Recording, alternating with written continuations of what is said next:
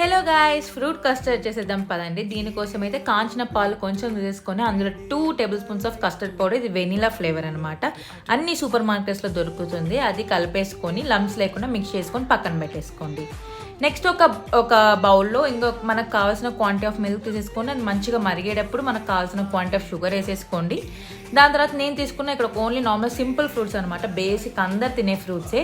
అవన్నీ కట్ చేసుకొని రెడీగా పెట్టేసుకున్నాను. దాని తర్వాత చక్కెర కరిగిన తర్వాత అందులో మనం ఏదైతే కస్టర్డ్ కలిపి పెట్టేసుకున్నామో ఆ మిల్క్ ఇందులో వేసేసి మంచి థిక్గా వచ్చేంత వరకు కాగబెట్టేసుకున్న తర్వాత దాన్ని చేసుకొని ఒక 50% చల్లారితే చాలు. మన డ్రై ఫ్రూట్స్ ఇంకా జీడిపప్పు, బాదం తీసుకున్నా. ఇంకా నేను తీసుకున్న ఫ్రూట్స్ అనమాట, ద్రాక్ష, అరటిపండు, ప్రొమోగ్రనేట్, యాపిల్ ఇవి తీసేసుకున్నా. నాకు ఇవే ఇష్టం అనమాట, మిగతావి ఏవి వేసుకున్నా నాకు నచ్చదు. ఫ్రూట్స్ తినని వాళ్ళైతే ఈ రకంగా మీ పిల్లలకి ట్రై చేయండి, చాలా ఇష్టంగా తింటారు. ఇది ఒక మంచి డెజర్ట్, చాలా అంటే చాలా టేస్ట్ బాగుంది. బాయ్.